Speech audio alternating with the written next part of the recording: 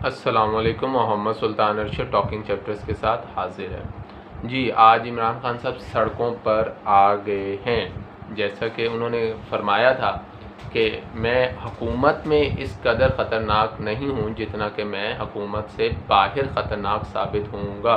क्या वाकई वो मियाँ शहबाज शरीफ साहब की हुकूमत के लिए एक ख़तरा हैं? क्या वो वाकई ख़तरा साबित होंगे?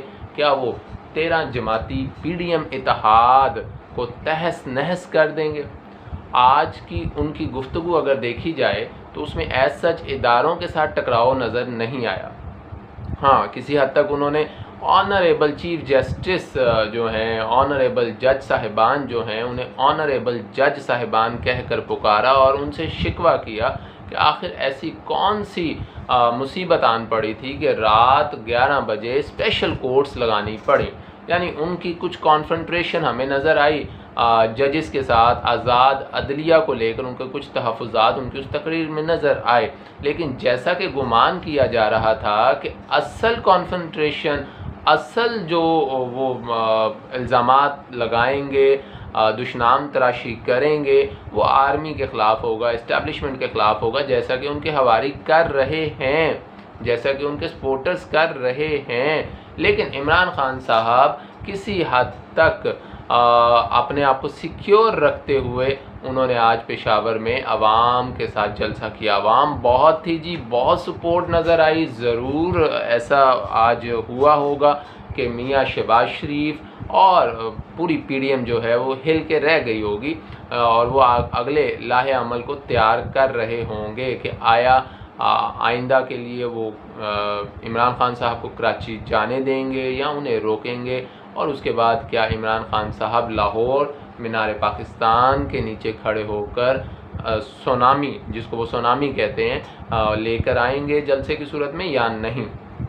एनीवेज़ अगर बात करें तो आज वो कुछ सेंसिबल नज़र आए हैं जी आर्मी को लेके। हालांकि कल जब उन्होंने इनविटेशन दिया था पेशावर जलसे के लिए तो उसमें उनके कुछ अल्फाज ऐसे थे कि जी फ़ौज भी जमहूरियत को सपोर्ट नहीं कर सकती, फ़ौज भी हमारी आज़ादी को जो है ना वो कायम नहीं रख सकती। लेकिन आज बिल्कुल उनके बयान में, उनकी जो तकरीर थी उसमें हमें फ़ौज का एलिमेंट तो बिल्कुल नज़र नहीं आया। हाँ, वही उनका बयानी है जी कि अमेरिका जो है that is responsible for his fall for the failure of his government in Pakistan.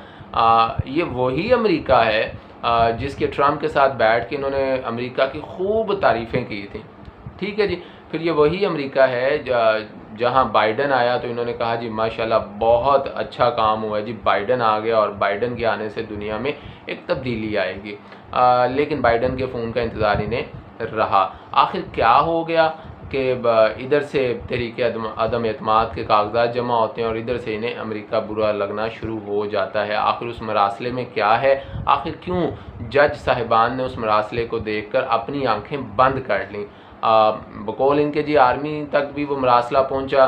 जैसा कि कासिम सूरी साहब फरमाते हैं जी वो तो उस मरासले को देख चुके हैं और उसमें बहुत कुछ ऐसा था कि जी जो कि पाकिस्तान की सॉवरेनिटी, पाकिस्तान की सालमियत, पाकिस्तान की खुद मुख्तारी, पाकिस्तान के इज़्ज़त वक़ार एहतराम को सल्ब करने के मुतरादिफ है। एनीवेज़ अभी तक उसके ऊपर कोई आज़ाद कमीशन बन नहीं सका अदालत की तरफ से। हम चाहेंगे कि अदालतें जो हैं वो अपने ऊपर लगने वाले इन इल्ज़ामात को जल्द अज जल्द मिटाएं और उस मरासले के ऊपर काम करें।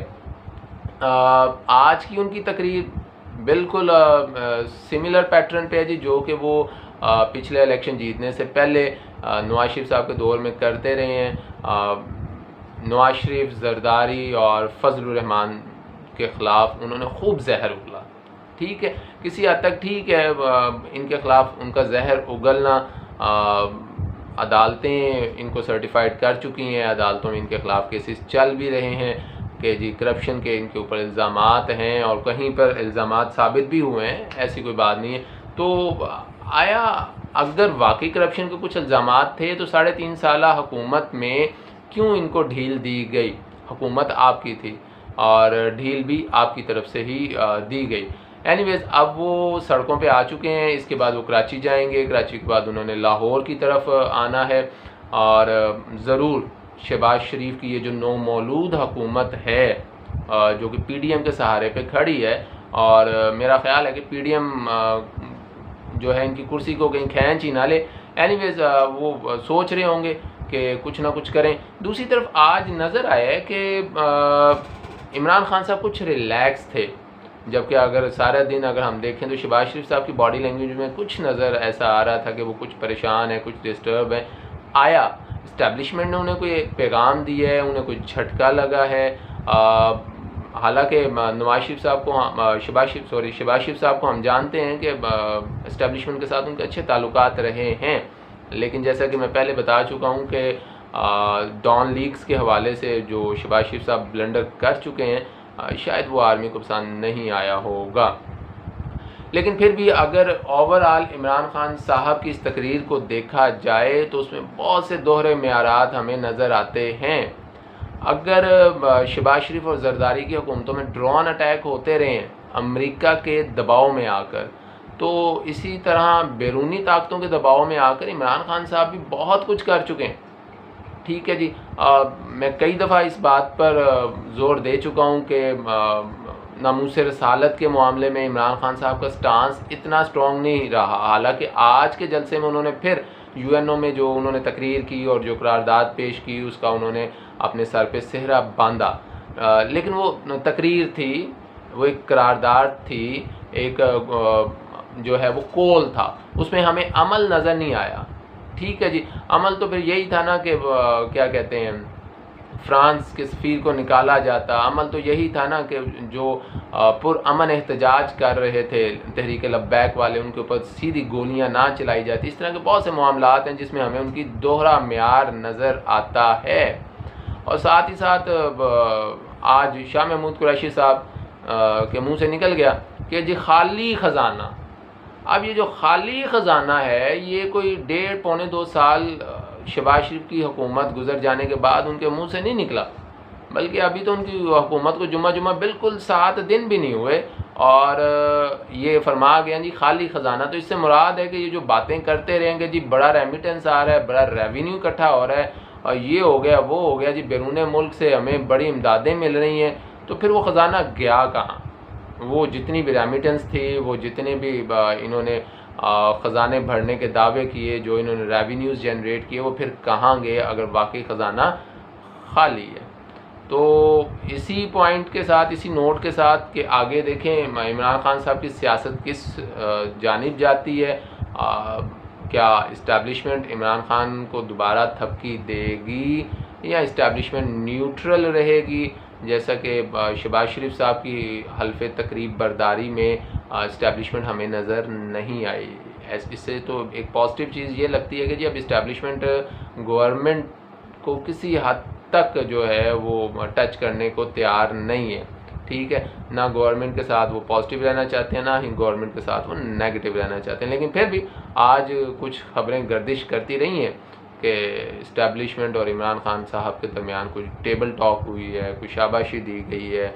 और ये बातें जो हैं आज की इमरान खान की जो स्पीच है उसमें नज़र भी आई हैं। उनकी कुछ बॉडी लैंग्वेज में ऐसा नज़र आया है कि he is no more against army और establishment, but let's see what will happen in next few days. अवाम को उन्होंने बिल्कुल दावत दे दी है जी कि आप आ जाएं, डंडे सोटे उठा के, इनको नहीं छोड़ना, इनको बिल्कुल कोई सेफ पैसे नहीं देना, इनको भगाएंगे, ये होगा वो होगा। और हेट स्पीच फिर एक दफ़ा नज़र आई है। इमरान खान साहब का ये खासा रहा है, पढ़े लिखे इंसान है, लेकिन इनके यहाँ हेट स्पीच नज़र आती है। और ये हेट स्पीच मुझे डर है कहीं पाकिस्तान को ओवरऑल कोई नुकसान ना पहुँचाए।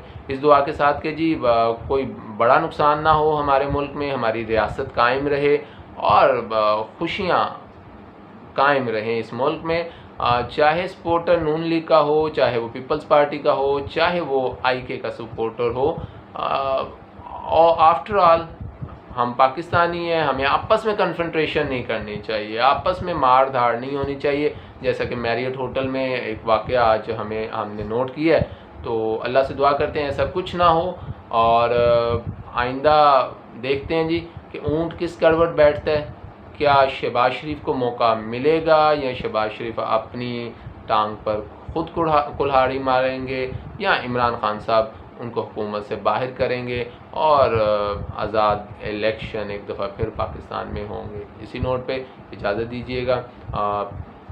इस चैनल को लाइक करें, सब्सक्राइब करें, आपकी हौसला अफजाई की ज़रूरत है। अल्लाह हाफिज़।